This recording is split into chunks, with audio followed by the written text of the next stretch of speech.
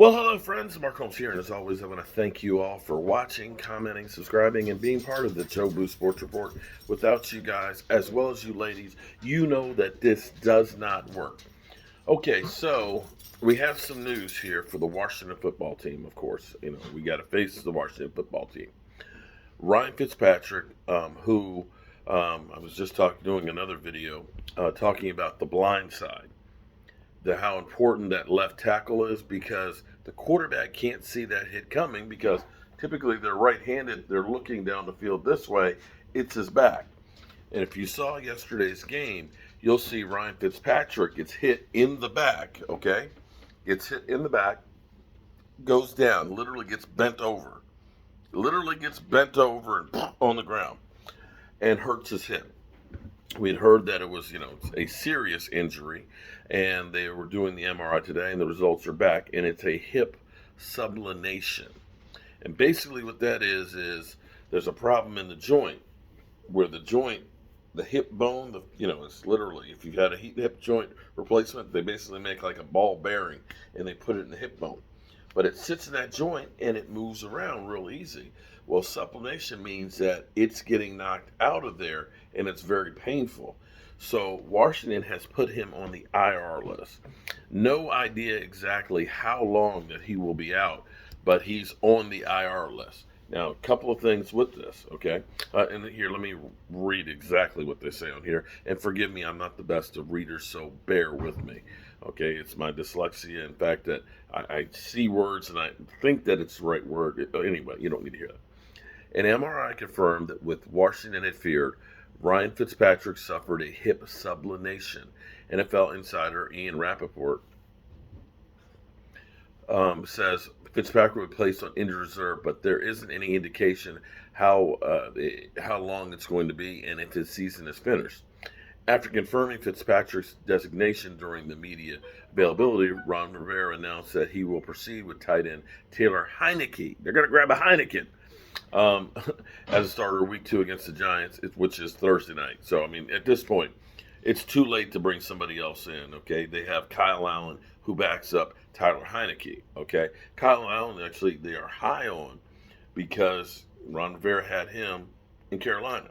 Now, here's the big question, and I know inquiring minds want to know, do they call up Cam Newton? Well, here's the thing.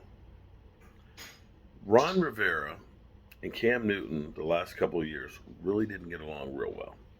And right now, what Washington is saying is, we're going to look internally at our quarterback situation. Okay, in other words, I don't want Cam Newton. He just doesn't.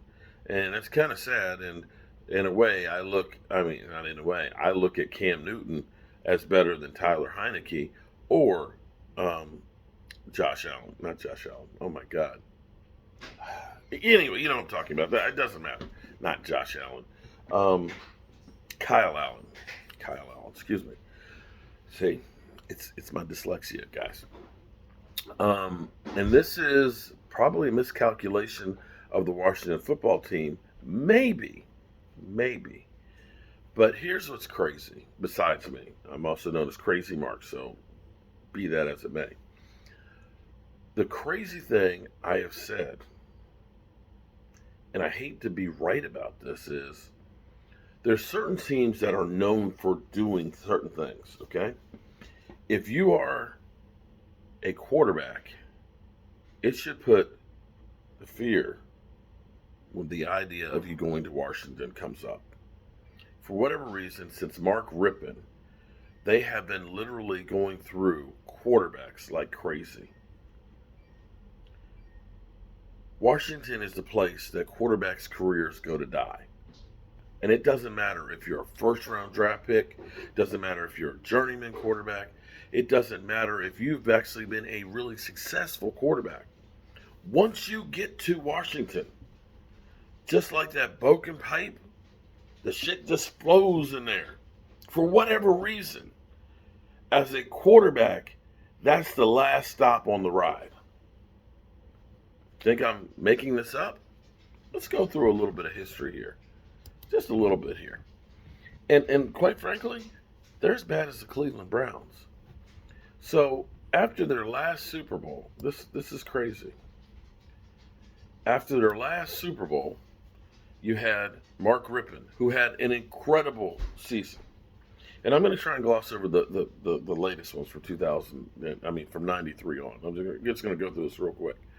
But they went to Rich Gannon, Kerry Conklin, Heath Schuler. Heath Schuler, by the way, was the #1 draft pick. John Freeze, and much like Heath Schuler and Gus Frerotte, they were both in the same draft. Gus Frerotte actually was a decent quarterback. Gus Frerotte was one of the few stable quarterbacks they actually had. Only problem was, again, the jinx of the Washington football team when it comes to quarterback.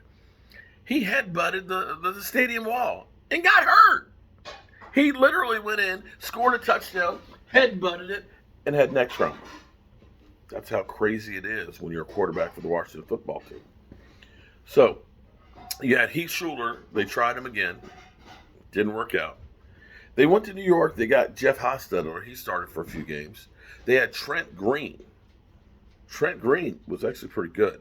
They let him go, and he was set to actually be the greatest show on turf, but he got injured because he carried that Washington stank with him, and he got injured, and then the next thing, boom, Kurt Warner takes over after bagging groceries and becomes a Hall of Famer.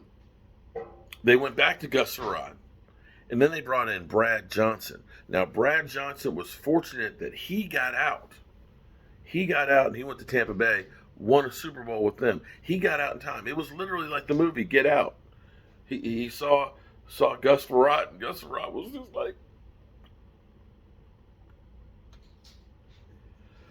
So after that, they went to Jeff George. And Jeff George, of course, who said, I am not like a role model and things. I'm just here to sling the football. Yeah. They went to Tony Banks, who was never heard from again. Shane Matthews. Remember that guy? Okay. Patrick Ramsey. Oh, yeah. Danny Warfield. That's back when you had the old ball coach. If we just get back to playing like old Osaka Japan. Yeah, okay. And then they went back to Patrick Ramsey, and then to Tim Hasselbeck. Then they brought in veteran. This is where it starts getting crazy because this is where careers really went to die. Mark Brunell, who played really great with Jacksonville. He played about 35 games for Washington, but kept getting injured and things, and that was with Joe Gibbs. That was kind of stable. But in between, they had Patrick Ramsey and Mark Brunell. And then they had Jason Campbell. They drafted Jason Campbell, who was actually a first-round draft pick, who was really good. But I met Jason Campbell after Washington, and he literally said, Washington took years off of my career. Literally. And it was sad because that was when they had the chuck and duck offense. Chuck and duck. You remember that? You need to chuck it, and you better duck because you're going to get the crap beat out of you. It got to be sad because even as much as I hated Washington, you watched the beating that he took. He got to the point where literally he would get the ball, and it was like, okay, which one of these guys is going to be the one that's going to be the kill shot? It was sad. So after Patrick Ramsey, they went back to Danny Ward. After Jason Campbell, there's so many here, it's easy to get confused. They went to Todd Collins. Remember Todd Collins? Carolina Panthers? Yeah. He stopped there for a while. And then they went back to Jason Campbell. And so they said, you know what? We're going to get ourselves a veteran quarterback now. We're going to get somebody who's proven. And they made a trade for Donovan McNabb. And in fact, paid Donovan McNabb $40 million because he only was there 1 year. Because of the signing bonus and the contract. Yeah, 1 year. $40 million. And from him, they went to Sexy Rexy. Rex Grossman, who was more like T-Rex. Because he moved real slow. Rex Grossman. Yeah. And after Rex Grossman, it was John Beck. And then they said, you know what? Forget this. We are going to move all the way up. We're going to get the number 2 pick in the draft. We're going to get the best that we can. And they got RG3. And he didn't disappoint. He was Rookie of the Year. It was great. But, the curse of Washington. Yeah.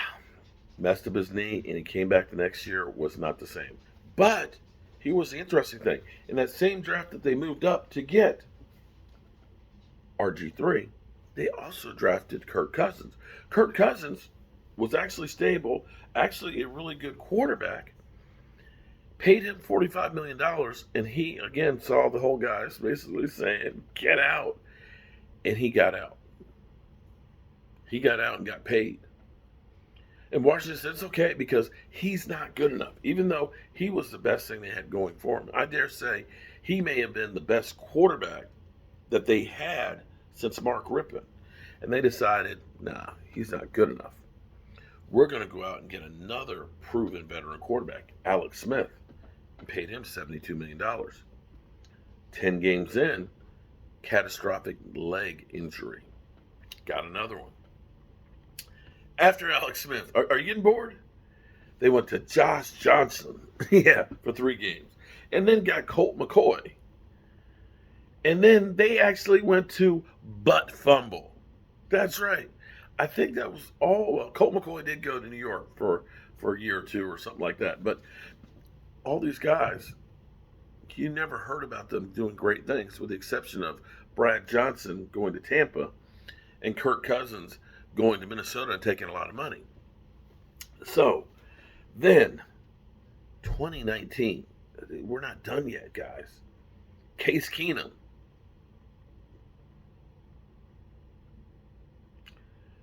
They draft Dwayne Haskins, first round, higher than Danny Dimes. He can't stay out of the strip club long enough to stay there. And then they go back to Colt McCoy. Amazingly, we're up to 2020. Alex Smith, boom, comes back, gets comeback player of the year, and ends up retiring. Haskins played for a few games and got cut. And then they had Kyle Allen for a few games. Entered this year, after 1 week, Ryan Fitzpatrick. No idea how long he's going to be out. And Tyler Heineke. So if you're Cam Newton, it shouldn't be whether or not Washington wants you. Do you want to end your career in Washington is the bigger question. Washington gets another one. I'm Mark Holmes, and I'll catch you guys later.